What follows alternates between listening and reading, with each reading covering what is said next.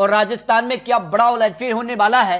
2023 राजस्थान को लेकर क्या महत्वपूर्ण आंकड़ा बन सकता है और जिसका से बड़े बड़े दावे किए जा रहे हैं। यहां पर अशोक गहलोत, सचिन पायलट का दावा है कि राजस्थान में हर 5 साल में जो सत्ता बदलती है, लेकिन इस बार कांग्रेस इसको बदलने वाली है। लेकिन यहां पर क्या कुछ आंकड़ा बनेगा, वसुंधरा राजे के नेतृत्व में ही क्या बीजेपी चुनाव लड़ेगी, ये काफी महत्वपूर्ण हो जाता है। तो राजस्थान की 200 विधानसभा सीटें आती हैं और 200 सीटों के लिए जो अनुमान लगाया जा रहा है, जो ओपिनियन पोल के हिसाब से राजस्थान का पहला जो सर्वे आ रहा है, उस हिसाब से राजस्थान में किसका पलड़ा भारी नजर आ रहा है और कौन किस पर भारी नजर आ रहा है, क्योंकि अब चुनावी तैयारी शुरू हो चुकी है और राजस्थान में हर 5 साल में जनता या सत्ता बदल देती है। लेकिन अशोक गहलोत की रणनीति के दम पर क्या कांग्रेस यहां फिर से सरकार में वापसी कर पाएगी, क्योंकि महत्वपूर्ण यह है कि इन राज्यों के जो नतीजे होंगे वो आने वाले लोकसभा चुनाव के लिए काफी महत्वपूर्ण हो जाते हैं। ऐसे में अगर बात की जाए तो 2023 में जहां मेघालय, त्रिपुरा और नागालैंड में विधानसभा चुनाव हो चुके हैं,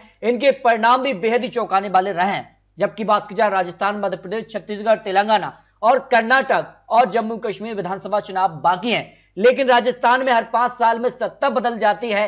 कांग्रेस ने 2018 में राजस्थान, मध्य प्रदेश और छत्तीसगढ़ में जीत हासिल करके एक बड़ा संकेत दिया था, लेकिन जिसका से बड़ा पलटवार हुआ है। जहां कर्नाटक में भी कांग्रेस ने सरकार बनाई, लेकिन इसके बाद यहां बीजेपी ने उपचुनाव में जीत हासिल करके कर्नाटक में सरकार में है और मध्य प्रदेश में भी इसी प्रकार से उपचुनाव में बीजेपी ने जो है बहुमत का आंकड़ा हासिल कर लिया। लेकिन इस बार 2023 के लिए क्या कुछ आंकड़ा बनेगा, आखिर राजस्थान में क्या कुछ आंकड़ा बनेगा, क्योंकि बीजेपी 2023 की तैयारी में और दावा किया जा रहा है कि सभी राज्यों पर बीजेपी यहां पर जीत हासिल करने वाली है। तो किसके दावे में कितना दम है, अशोक गहलोत की क्या रणनीति है, इस पर आपको बता दें कि कांग्रेस को कहीं ना कहीं हिमाचल में जीत से एक कांग्रेस में जोश हाई हुआ है, लेकिन भारत जोड़ो यात्रा का इतना फायदा नहीं मिला है। तो कांग्रेस राजस्थान में क्या जीत हासिल करके एक बड़ा संकेत देगी 2024 के लिए, क्योंकि गुजरात में जीत से बीजेपी यहां पर एक बड़ी जीत की तरफ बढ़ी है। इसके अलावा त्रिपुरा में भी बीजेपी को जीत मिली है, इसके अलावा नागालैंड में बीजेपी को जीत मिली है, लेकिन मेघालय में यहां पर झटका जरूर रहा है। लेकिन राजस्थान में कौन की स्ट्रेटेजी काम करेगी,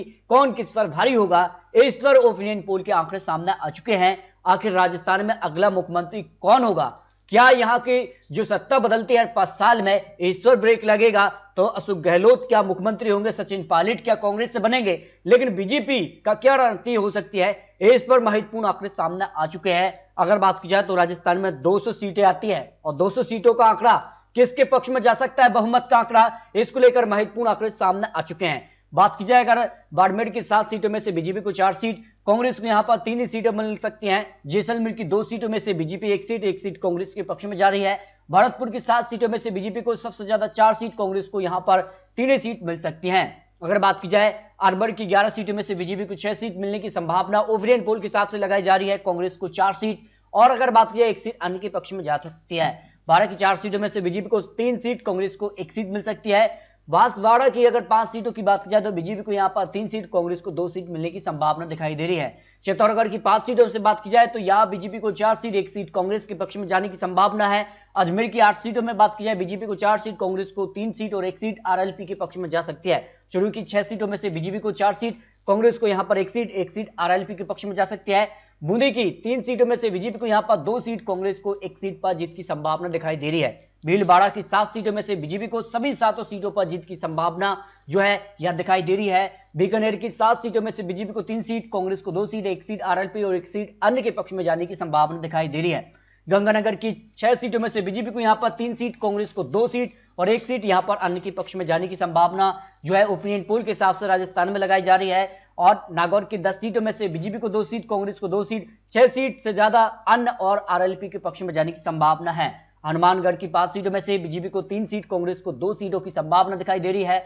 दौसा की 5 सीटों में से बीजेपी को 3 सीट, कांग्रेस को 2 सीट की संभावना ओपिनियन पोल के हिसाब से लगाई जा रही है। डूंगरपुर की 4 सीटों में से बीजेपी को 2 सीट, कांग्रेस को यहां 2 सीट की संभावना हो सकती है। अगर बात की जाए धौलपुर की 4 सीटों में से बीजेपी को 2 सीट ही यहां पर कांग्रेस, यानी बराबर की टक्कर यहां पर देखने को मिल सकती है। जयपुर की यहां पर 19 सीटें आती हैं और बीजेपी को यहां पर जो है 10 सीट, 19 सीटों में से कांग्रेस को 7 सीट, 2 सीट आरएलपी के पक्ष में जाने की संभावना। प्रतापगढ़ की 2 सीटों में से दोनों सीटों पर बीजेपी यहां पर कमल खिला सकती है, जो अनुमान लगाया जा रहा है। पाली की 6 सीटों में से बीजेपी को 3 सीट, कांग्रेस को 2 सीट और 1 सीट यहां पर आरएलपी के पक्ष में जाने की संभावना दिखाई दे रही है। करौली की 4 सीटों में से बीजेपी को यहां पर 3 सीट, कांग्रेस को 1 सीट की संभावना दिखाई दे रही है। और यहां पर जोधपुर की 10 सीटों में से बीजेपी को यहां पर 5 सीट, कांग्रेस को 4, एक सीट आरएलपी के पक्ष में जा सकती है। और कोटा की 6 सीटों की बात की जाए तो यहां पर बीजेपी को सबसे ज्यादा 5 सीट पर बीजेपी को जीत की संभावना है, कांग्रेस को 1 सीट पर जीत की संभावना दिखाई दे रही है। जालौर की 5 सीटों में से बीजेपी को यहां पर 2 सीट, कांग्रेस को 3 सीट की संभावना दिखाई दे रही है। झुंझुनू की यहां पर 7 सीटों में से बीजेपी को 4 सीट, कांग्रेस को 3 सीट की संभावना दिखाई दे रही है। अगर बात की जाए झालावाड़ की 4 सीटों में से बीजेपी को 2 सीट, कांग्रेस को भी यहां पर 2 सीट, यानी बराबर की टक्कर यहां पर देखने को मिल सकती है। लेकिन आम आदमी पार्टी भी दावा करी कि यहां पर राजस्थान, मध्य प्रदेश और छत्तीसगढ़ में वो सभी सीटों पर चुनाव लड़ेंगे। तो आम आदमी पार्टी अन्य में आती है तो इसका भी आंकड़ा आपको दिखाएंगे। राजसमंद की 4 सीटों में से बीजेपी को यहां पर 2 सीट पर कांग्रेस को जीत की संभावना दिखाई दे रही है। उपचुनाव में भी यहां के परिणाम काफी चौंकाने वाले रहे थे।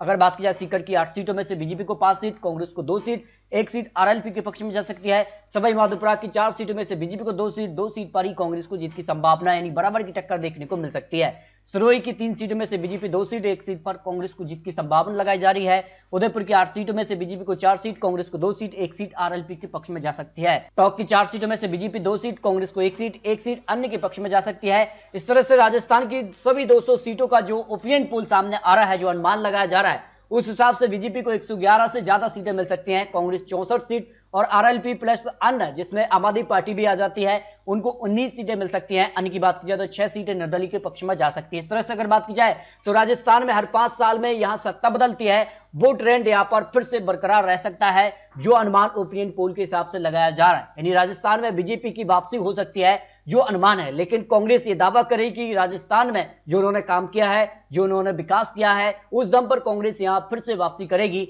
ये तो जनता तय करेगा कि राजस्थान में क्या बीजेपी अपना कमल खिलाएगी या फिर कांग्रेस की वापसी होगी। ये